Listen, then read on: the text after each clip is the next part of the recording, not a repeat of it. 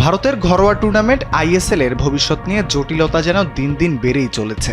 Masters rights agreement পুনর্গঠন না হওয়ায় ফুটবল স্পোর্টস ডেভেলপমেন্ট লিমিটেড ও অল ইন্ডিয়া ফুটবল ফেডারেশনের সম্পর্ক এখনও অনিশ্চয়তার মধ্যেই রয়েছে। এরই মধ্যে দেশের ফুটবল মহলে বড় ধাক্কা, ভারতীয় ফুটবল দলের পোস্টার বয় সুনীল ছেত্রীর বেতন বন্ধ। সুনীলের ক্লাব বেঙ্গালুরু এফসি জানিয়ে দিয়েছে আপাতত ফুটবলার ও কোচিং স্টাফদের বেতন বন্ধ রাখতে তারা বাধ্য হচ্ছেন। ক্লাবের তরফ থেকে স্পষ্ট জানানো হয়েছে, আইএসএল এর ভবিষ্যৎ নিয়ে প্রচণ্ড অনিশ্চয়তা তৈরি হয়েছে। সেই কারণেই আমরা কষ্টের সঙ্গে এই কঠিন সিদ্ধান্ত নিয়েছি।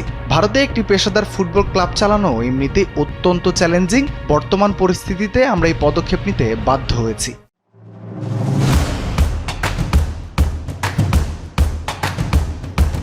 তবে আশা ছাড়েনি সুনীলের ক্লাব। তারা জানিয়েছে প্লেয়ার ও কোচিং স্টাফদের সঙ্গে নিয়মিত যোগাযোগ রাখা হচ্ছে। পাশাপাশি যুব ও মহিলা ক্লাবের কার্যক্রম যথারীতি চালু থাকবে। এদিকে ওড়িশা এফসি ইতিমধ্যেই খেলোয়াড় ও কর্মীদের সঙ্গে সমস্ত চুক্তি স্থগিত করেছে। সেই সঙ্গে এআইএফএফ এবং এফএসডিএলকে অনুরোধ জানিয়েছে দ্রুত সমাধান সূত্র খুঁজে বের করার জন্য। এই পরিস্থিতিতে 8টি আইএসএল ক্লাব একত্র হয়ে ফেডারেশনকে চিঠি দিয়েছে বৈঠকে বসার অনুরোধ জানিয়ে। আগামী বৃহস্পতিবার সেই বৈঠকেই হয়তো ভারতীয় ফুটবলের ভবিষ্যৎ নির্ধারিত হতে পারে। রাফিউল ইসলাম রাতুল, কালবেলা।